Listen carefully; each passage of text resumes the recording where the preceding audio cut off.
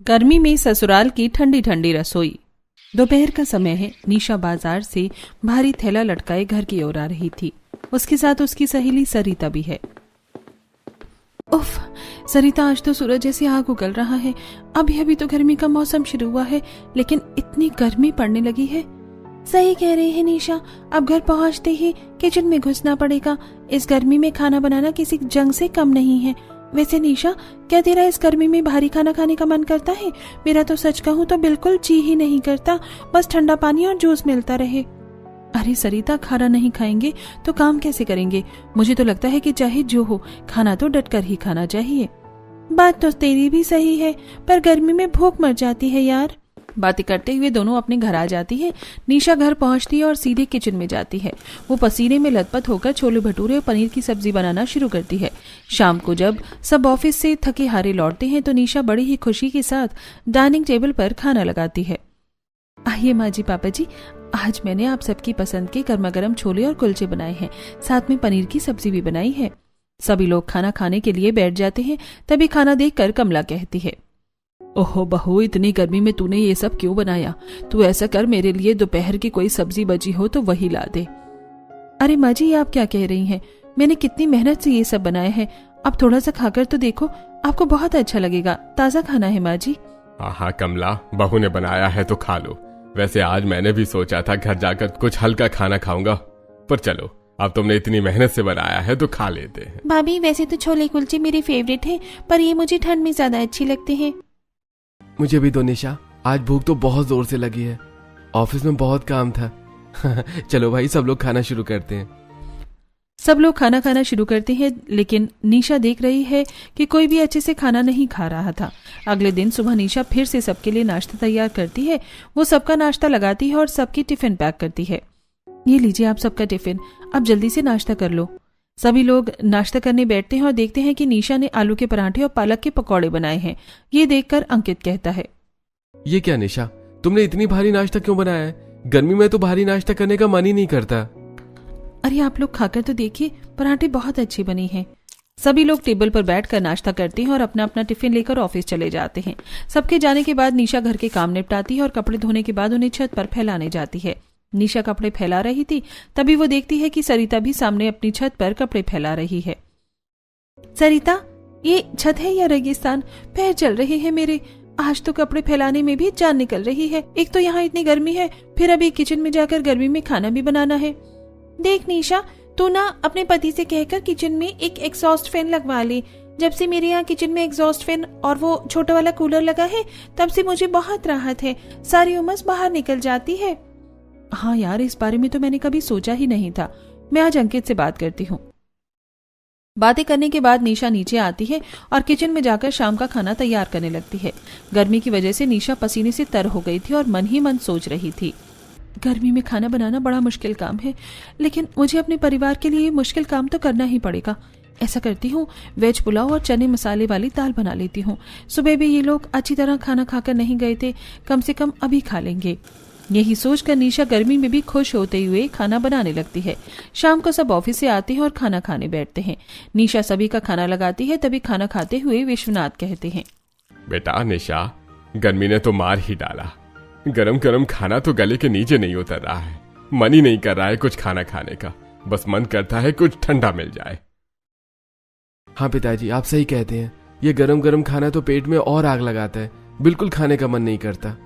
अरे भैया, इस मसाले की खुशबू से तो मेरा मन और भारी हो जाता है। भाभी, कुछ हल्का फुल्का ही बना लिया करो। वैसे पिताजी, अगर खाने में कुछ ठंडा ठंडा मिल जाता ना तो खाने का मजा ही कुछ और होता। अरे अब तुम लोग कितनी बातें करोगे, चलो चुपचाप खाना खा लो। कमला के ऐसा कहने पर सभी लोग खाना खाने लगते हैं, लेकिन सभी थोड़ा थोड़ा खाना खाकर उठ जाते हैं और अपने अपने कमरे में चले जाते हैं। तब बर्तन उठाते हुए निशा मन ही मन सोचती है, हे भगवान, अगर मेरे परिवार वाले अच्छे से खाना नहीं खाएंगे तो ये लोग काम कैसे करेंगे? कमजोरी आ जाएगी सबको। मुझे कुछ भी करके अपनी रसोई को ठंडा करना पड़ेगा ताकि मेरे परिवार वाले चैन से खाना खा पाएं। दोपहर के सारे काम खत्म करके निशा अपने कमरे में बैठती है और YouTube पर सर्च करना शुरू करती है। वो ठंडी रसोई और गर्मियों के लिए खास व्यंजन सर्च करती है और फिर खुश होते हुए अपने आप से कहती है, अच्छा, तो लौकी और गिलकी की तासी ठंडी होती है और ये गर्मियों में शरीर को बहुत फायदा पहुंचाती है। अगर मैं नींबू का इस्तेमाल करूं तो ये और भी ताज़ा लगेगी। निशा ऐसा सोच ही रही थी कि तभी बाहर गली में सब्जी वाले की आवाज आती है। निशा तुरंत बाहर जाती है और सब्जी वाले से कहती है, भैया लौकी और गिलकी दे दो और थोड़े नींबू और टमाटर भी देना, आज मैं कुछ हल्का और ठंडा बनाऊंगी। निशा सब्जी वाले से सब्जियां खरीदती है और किचन में जाती है और खाना बनाना शुरू करती है। सबसे पहले वो लौकी काटती है और कुछ सूखे मसालों को तवे पर रोस्ट करके उन्हें मिक्स करके पीस लेती है। फिर मसाले डालकर लौकी को तड़का देकर सब्जी बना लेती है और नींबू का रस डालकर सब्जी तैयार कर लेती है। साथ में दाल, चावल, रोटियां और प्याज टमाटर का सलाद भी बनाती है। वो लौकी की सब्जी में नींबू का रस ऊपर से डालती है। फिर शाम को सभी लोग घर वापस आते हैं और वो उन्हें खाना सर्व करती है और कहती है, पापा जी आज मैंने बहुत हल्का खाना बनाया है, ये लौकी की सब्जी, इसमें नींबू भी डाला है, ये खाइए आपको अच्छा लगेगा। बेटा सब्जी तो तासीर में ठंडी है पर खाना तो फिर भी गर्म ही है ना। इस गर्मी में गरम गरम रोटी सब्जी खाना बहुत भारी लग रहा है और पता नहीं क्यों कल से मेरा पेट भी कुछ खराब सा लग रहा है, शायद वो कल के छोले कुलचे की वजह से। ऐसा कहकर विश्वनाथ और बाकी सभी लोग खाना खाना शुरू करते हैं, लेकिन कोई भी बहुत अच्छी तरह से खाना नहीं खाता। तब निशा कहती है, ओह पापा जी मुझे लगा था आप लोगों को ये पसंद आएगा, पर आपने तो सिर्फ एक रोटी खाई। भाभी मसाले तो कम है पर कुछ और कमी लग रही है, ऐसा लग रहा है कुछ ठंडा मिल जाता तो खाने का मजा ही आ जाता। हाँ मानसी, बस ऐसा लग रहा है कि ठंडा पानी पी लूं। सभी लोग खाना खाना शुरू करते हैं। पहले की अपेक्षा आज वो लोग 2-2 रोटी खाते हैं। तब निशा मन ही मन सोचती है, चलो अच्छा है आज मैंने इतनी मेहनत करके खाना बनाया है तो सब लोगों ने फिर भी खा ही लिया, लेकिन मुझे अपनी रसोई को और ठंडा करना होगा ताकि मेरे परिवार वाले अच्छी तरह से खाना खा सके। वैसे भी सभी लोग बाहर जाते हैं, पेट अच्छे से नहीं भरेगा तो काम कैसे करेंगे। ऐसा सोचते हुए निशा डाइनिंग से बर्तन उठाती है और रसोई में जाकर सारा काम खत्म करती है। फिर अपने कमरे में जाकर आराम करती है। अगले दिन सभी के जाने के बाद फिर निशा अपने आप से कहती है, ऐसा करती हूँ आज फिर यूट्यूब पर ठंडी रसोई सर्च करती हूँ। ऐसा कहकर वो यूट्यूब में ठंडी रसोई सर्च करना शुरू करती है। वो देखती है कि गर्मियों में गरम मसालों की जगह कुछ ठंडे मसालों का इस्तेमाल करना चाहिए। ऐसे ही शाम हो जाती है। निशा किचन में जाती है और खाना बनाना शुरू करती है। निशा को काफी गर्मी लग रही थी और वो बार बार पसीना पहुंच रही थी। साथ ही वो मन ही मन सोच रही थी, हे भगवान इतनी गर्मी में किचन में मेरा तो 2 मिनट भी खड़े रहने का मन नहीं करता, लेकिन खाना तो बनाना ही पड़ेगा। तभी कमला रसोई के दरवाजे पर आकर खड़ी होती है और देखती है कि निशा गर्मी में कितनी परेशान होकर खाना बना रही थी। वो मन ही मन सोचती है, हे भगवान कितनी गर्मी है, बेचारी मेरी बहू इतनी गर्मी में भी इतना समय किचन में रहकर हम लोगों के लिए अच्छा खाना बनाती है ताकि हम पेट भरकर खा सके, और एक हम हैं कि अपनी ही चिंता में खोए रहते हैं। अब मैं बहू को कैसे बताऊं कि अभी घर के सभी लोग कितने ज्यादा परेशान हैं। ऐसा सोचते हुए कमला वहां से चली जाती है। इधर निशा जीरा, सौंफ और धनिया को भूनकर एक खास पाउडर तैयार करती है। वो गिलकी और टमाटर की चटनी बनाती है और उस पर ये मसाले छिड़कती है। शाम को सभी लोग आते हैं तो निशा सभी के लिए खाना परोसती है। खाना देखकर विश्वनाथ कहते हैं, अरे वाह, आज तो मसाले हट गए तो खाना थोड़ा ठीक लग रहा है। आज तो मेरा थोड़ा खाने का मन भी कर रहा है। स्वाद बहुत अच्छा है बहू। सच में पापा जी मुझे बहुत खुशी हुई, और सब्जी लीजिए ना। हाँ निशा, आज वाकई हल्का लग रहा है, तुमने बहुत अच्छा दिमाग लगाया, लेकिन रोज रोज अगर तुम ये ठंडी ठंडी सब्जियां खिलाओगी तो हम बोर हो जाएंगे। अंकित सही कह रही हैं, मुझे सब्जियों के अलावा अपनी ठंडी रसोई में कुछ और भी शामिल करना होगा जिससे ये लोग पूरी तरह संतुष्ट हो सके। आखिर रसोई को ठंडा बनाना और अपने परिवार का पेट भरकर खाना खिलाना भी तो मेरी ही जिम्मेदारी में शामिल है। अगले दिन दोपहर का समय है। निशा अपने कमरे में लेटी हुई किचन में कुछ नया करने का सोच रही थी। तभी उसकी सहेली सरिता का फोन आता है। हेलो सरिता, कैसी है तू? मैं तो ठीक हूँ, पर तू आजकल कहाँ गायब है? न बाहर दिखती है और न ही फोन उठाती है। क्या बताऊं यार, सारा दिन किचन में और घर की सफाई में निकल जाता है। गर्मी इतनी है कि फोन हाथ में रखने का भी मन नहीं करता, बस काम खत्म हो और पंखे के नीचे बैठूं। हाँ यार वो तो है, पर मैं तो अभी मस्त ठंडी ठंडी बूंदी का रायता पी रही हूँ। इसे बनाकर मैंने 2 घंटे पहले फ्रिज में रख दिया था। ये इतना ठंडा हो गया है कि पीने में मजा आ जाता है। इससे शरीर को जो ठंडक मिलती है उसका कोई जवाब ही नहीं। बूंदी का रायता? अरे हाँ, ये तो मैंने सोचा ही नहीं। रायता तो गर्मियों के लिए अमृत है। थैंक यू सरिता, तूने बहुत अच्छा आइडिया दिया। आज मैं सभी के लिए बूंदी का रायता ही बनाऊंगी। अब निशा तुरंत घर से निकलती है और पास वाली किराने की दुकान पर जाकर दही लेकर आती है। अब किचन में जाकर दही को एक बर्तन में निकालकर उसे बीटर से अच्छी तरह फेंटती है। फिर डिब्बे से बूंदी निकालकर उसमें डालती है और अपना बनाया हुआ मसाला भी उस पर छिड़क देती है। साथ में काला नमक और हरी धनिया भी डालती है और फिर उसे फ्रिज में रखते हुए अपने आप से कहती है, आज तो सभी लोग रायता देखकर बहुत खुश हो जाएंगे और पेट भरकर खाना खाएंगे। यही सोचकर निशा खाना बनाना शुरू करती है। वहाँ खाने में दाल चावल आलू पालक की सब्जी रोटी और धनिया टमाटर की चटनी बनाती है। रात को जब सब डाइनिंग टेबल पर बैठते हैं तो रायता देखकर सबके चेहरे खिल जाते हैं। कमला कहती है, अरे वाह बहू, आज तो तूने रायता बनाया है, ये देखकर ही मन ठंडा हो गया। भाभी ये रायता तो बहुत जबरदस्त बना है, मैं तो आज रोटी रायते से ही खा लूंगी। सच में बहू, आज तो मजा आ गया। तुमने बहुत अच्छा दिमाग लगाया। रायते ने खाने का स्वाद बढ़ा दिया और गर्मी का एहसास कम कर दिया। निशा, कल मेरे टिफिन में भी तुम बूंदी का रायता ही रख देना। दोपहर की गर्मी में ऑफिस में ये खाकर मन ठंडा हो जाएगा। जरूर अंकित, मुझे बहुत अच्छा लगा कि आप सबको ये पसंद आया। अगले दिन घर पर विश्वनाथ की बड़ी बहन अपनी बहू के साथ घर आती है। निशा ने बहुत मेहनत से सबके लिए खाना बनाया है। बातें करने के बाद सभी लोग खाना खाने बैठते हैं। खाना देखकर बुआ जी की बहू धीरे से बुआ जी से कहती है, माँ जी खाना तो ठीक है, पर हमारे यहाँ जैसा माहौल नहीं लग रहा। गर्मी बहुत लग रही है यहाँ, और इस गर्मी में यहाँ हमें छाछ भी नहीं मिल रही। बुआ जी, आप लोग क्या बातें कर रहे हैं? अगर खाने में कोई कमी है तो मुझे बताइए ना। नहीं बेटा, कमी नहीं है, बस मेरी बहू कह रही थी कि गर्मियाँ इतनी पड़ रही हैं तो हम तो सुबह सुबह मही की छाछ का रायता पीते हैं। उसमें काला नमक और भुना हुआ जीरा डाल देते हैं। उसे पीने से दिन भर भूख भी अच्छी लगती है और गर्मी भी नहीं सताती। अरे ये तो बहुत अच्छी बात है, मैं कल ही मही मंगाती हूँ और मही की छाछ बनाती हूँ। मेहमानों के जाने के बाद अगले दिन निशा बाजार से मही खरीद कर लाती है और उसमें काला नमक, जीरा और पुदीना डालकर सबके लिए ताज़ा छाछ बनाती है। सुबह ऑफिस जाने से पहले सबको एक एक गिलास छाछ देती है। छाछ पीकर विश्वनाथ कहते हैं, आहा, बहू ये पीकर तो मजा आ गया। आज ऑफिस में गर्मी कम लगेगी। हाँ भाभी, मुझे तो ये छाछ भी बहुत पसंद आई। गरम गरम खाने से तो बहुत अच्छी है ये छाछ। काश खाना भी छाछ की तरह ठंडा होता तो ज्यादा अच्छे से खा पाते। हाँ मानसी, तूने तो मेरे मुंह की बात छीन ली। खाना भी ठंडा होता तो खाने में ऐसे मजा आता जैसे ये छाछ पीने में आ रहा है। बातें करने के बाद सभी लोग ऑफिस चले जाते हैं। तब निशा अपनी सास से कहती है, माँ जी देखिए, ये छाछ बच गई है, चलिए ना हम सरिता को थोड़ी सी छाछ दे आते हैं। निशा अपनी सास के साथ सरिता के घर जाती है। सरिता अपनी रसोई में काम कर रही थी। निशा सरिता को छाछ देती है और कहती है, सरिता, मैंने ये छाछ बनाई थी तो तेरे लिए भी ले आई हूँ, इसे पी लेना। वैसे तेरी रसोई काफी ठंडी लग रही है। हाँ निशा, मेरी रसोई में एग्जॉस्ट फैन और छोटा कूलर जो लगा है, जब से ये सब लगा है तब से मुझे भी रसोई में खाना बनाने में थोड़ा आराम रहता है। थोड़ी देर बातें करने के बाद निशा अपने घर वापस आ जाती है। रसोई में जाकर काम करते हुए मन ही मन सोचती है, सभी लोग कह रहे थे कि खाना ठंडा होता तो खाने में मजा आ जाता। ऐसा करती हूँ कि आज खाना भी अभी बनाकर रख देती हूँ, शाम तक ठंडा हो जाएगा और ये लोग सब अच्छे से खाना खा पाएंगे। यही सोचकर निशा सबसे पहले गंदे बर्तनों को धोती है और रसोई साफ करती है। फिर वो शाम के लिए खाना बनाने लग जाती है। तभी कमला वहां आती है और निशा को खाना बनाते देखकर कहती है, अरे निशा, तूने अभी अभी तो खाना बनाकर सबको खिलाया है और अब तू फिर से खाना बनाने लगी। तुझे गर्मी नहीं लग रही क्या किचन में? जा जाकर आराम कर ले। माँ जी, सभी लोगों को गर्म खाना पसंद नहीं आता तो सोच रही हूँ कि अभी से ही खाना बनाकर रख दूं ताकि शाम तक ठंडा खाना हो जाए और सभी लोग अच्छे से खा पाएं। आप चिंता मत कीजिए, मैं खाना बनाकर आराम कर लूंगी। मेरी बहू गर्मी में खाना बनाकर कितना परेशान हो रही है। अगर हमारे सिर पर ये मुसीबत न होती तो मैं भी बहू के लिए रसोई में कूलर और एग्जॉस्ट फैन लगवा देती। कमला के मना करने पर भी निशा नहीं मानती और रसोई में खाना बनाती रहती है। वो खाना बनाकर रख देती है। शाम हो जाती है। तभी बाहर तरबूज वाला तरबूज बेचने आता है।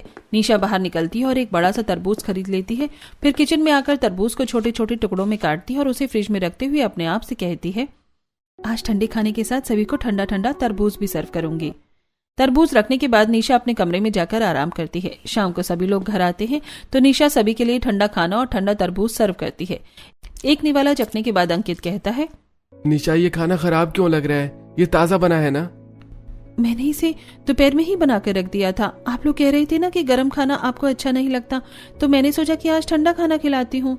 अरे बहू, गर्मी का मौसम है और रसोई तो इतनी गर्म रहती है और ये खाना खराब होने लगा है। ऐसा करते हैं, आज हम लोग ठंडा ठंडा तरबूज खाकर ही सो जाते हैं। ऐसा कहकर सभी लोग तरबूज खाकर अपने अपने कमरे में चले जाते हैं। कमला ये सब देखकर मन ही मन सोचती है, निशा कितनी मेहनत करके अलग अलग तरह से अपनी रसोई को ठंडा करने की कोशिश कर रही है, लेकिन ये लोग हर दिन कोई ना कोई कमी निकाल ही देते हैं। मुझे इन लोगों से बात करनी चाहिए। यही सोचकर कमला अंकित के कमरे में जाती है और उससे कहती है, बेटा, निशा लगातार अपनी रसोई को ठंडा करने की कोशिश कर रही है ताकि हम लोग खाना अच्छी तरह से खाएं और तुम लोग इस पर ध्यान ही नहीं दे रहे हो।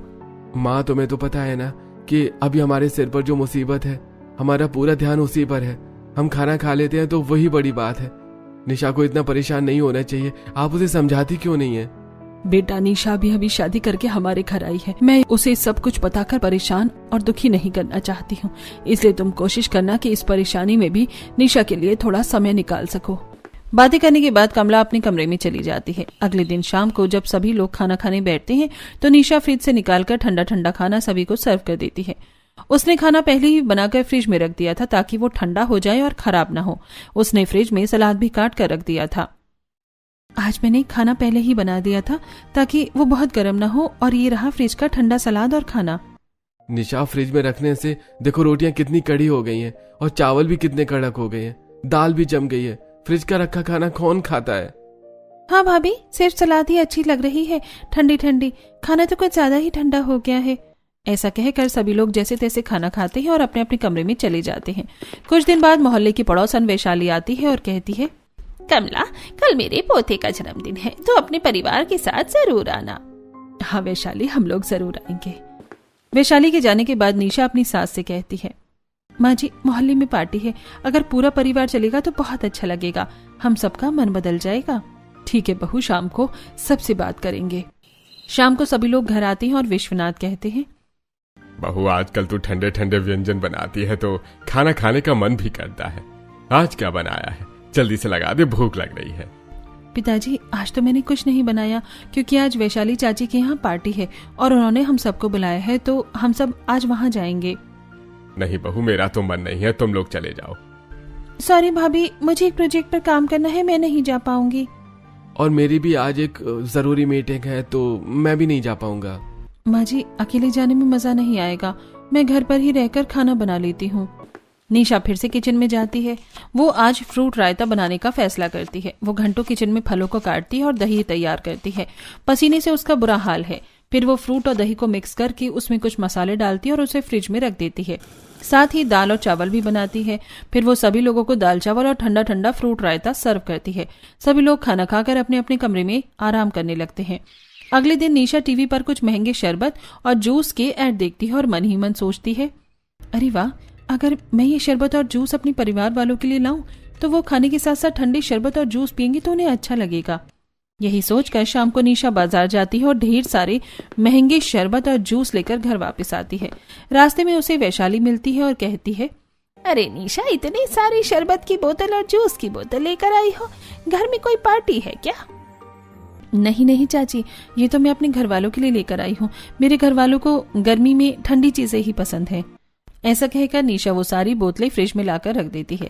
शाम को जब सभी लोग आते हैं तो निशा उन्हें खाने के साथ महंगे ड्रिंक बनाकर सर्व करती है। ये देखकर अंकित कहता है, निशा, ये ड्रिंक तो बहुत महंगी लगती है। मैंने तुम्हें जो कुछ पैसे रखने के लिए दिए थे, कहीं तुमने खर्च तो नहीं कर दिए?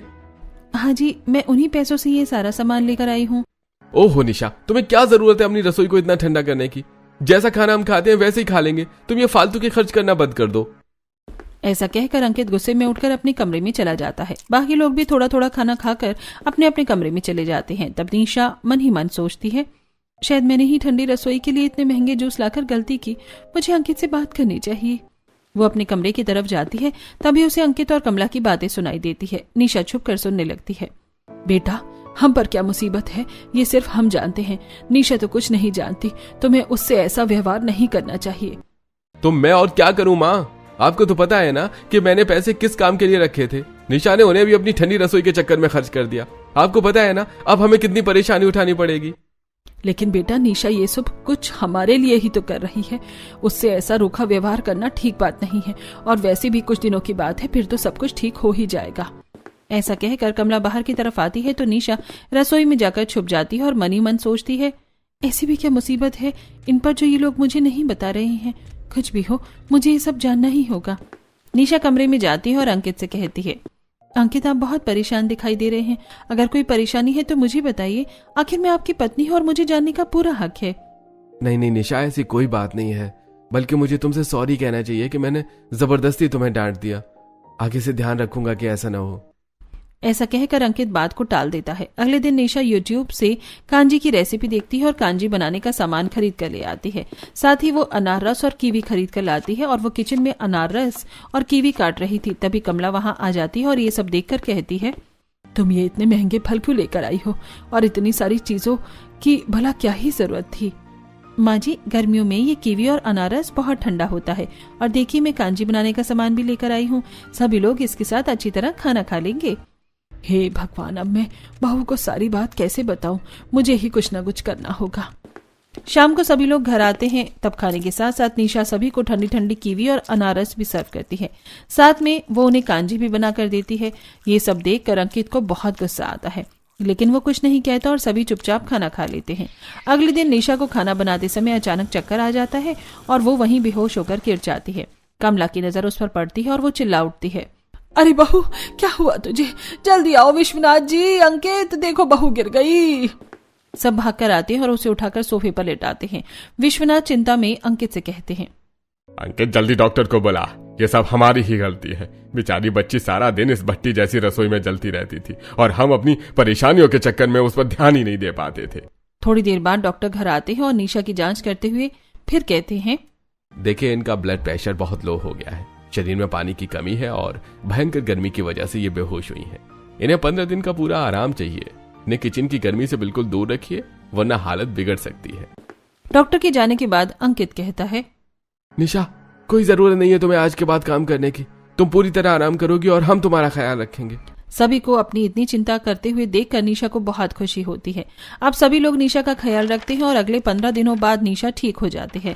15 दिन बाद अंकित अपनी माँ से कहता है, माँ, निशा को आराम करते 15 दिन हो गए हैं।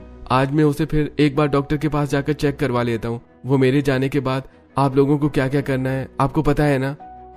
हाँ भैया, आप चिंता मत कीजिए, आपके पीछे सब कुछ वैसा ही होगा जैसा आप चाहते हैं। अब अंकित निशा को डॉक्टर के पास ले जाता है। डॉक्टर चेकअप करके बताता है कि निशा बिल्कुल ठीक है। थोड़ी देर बाद अंकित और निशा घर लौटते हैं और निशा देखती है कि घर में अंधेरा है। ये देखकर निशा कहती है, अरे घर में इतना अंधेरा क्यों है? भाभी, अभी भी लाइट चली गई है, इसीलिए अंधेरा है। वैसे निशा, मुझे प्यास लगी है, जरा रसोई में जाकर एक गिलास पानी तो लेकर आना। निशा जैसे ही किचन की तरफ बढ़ती है वो देखती है कि मेज पर बहुत सारी ठंडी डिशेस हैं। फ्रूट क्रीम, मलाईदार लस्सी और ताजे फलों का सलाद। अरे ये सब किसने बनाया? ये सब मेरे लिए है क्या? हाँ निशा, ये सब तुम्हारे लिए है और आज तुम्हारा जन्मदिन भी है। अचानक लाइट जल जाती है और घर रोशनी से जगमगा उठता है। सामने एक बड़ा केक रखा है और पूरा परिवार हैप्पी बर्थडे गा रहा है। मेरा जन्मदिन, मैं तो बिल्कुल भूल ही गई थी। आप लोग कितने अच्छे हैं, पर मैं अपनी रसोई को आपके लिए ठंडा नहीं कर पाई, मुझे इसका दुख है। हाँ बेटा, हमें तुम्हें कुछ बताना है। हम सब लोन को लेकर बहुत तनाव में थे, इसीलिए ओवरवर्क कर रहे थे और तुम्हें समय नहीं दे पा रहे थे, और इसीलिए तुम्हारे ज्यादा खर्च करने पर अंकित गुस्सा कर रहा था क्योंकि उसे लोन की किश्त भी भरनी थी। पर आज तुम्हारा जन्मदिन है और खुशखबरी ये है कि लोन पूरा खत्म हो गया है। और ये देखो निशा, आज ही मेरा प्रमोशन लेटर भी आया है। ये रहा तुम्हारा असली गिफ्ट। अब हमारी सारी मुश्किलें खत्म हो गई हैं। ये तो बहुत अच्छी खबर है। अब निशा खुश होकर केक काटती है और सभी को खिलाती है। तभी अचानक डोरबेल बजती है। मानसी बाहर की तरफ भागती है और कमला कहती है, अभी एक और सरप्राइज बाकी है, बहू बाहर देखो। तभी दो आदमी कुछ बड़े बड़े डिब्बे लेकर वहां आते हैं और रसोई में जाकर कुछ काम करने लगते हैं। ये देखकर निशा कहती है, अरे ये सब क्या हो रहा है? ये लोग रसोई में क्या कर रहे हैं? थोड़ी देर रुको, तुम्हें सब पता चल जाएगा। दोनों मजदूर अपना काम कर चले जाते हैं। तब पूरा परिवार निशा को रसोई में लेकर आता है।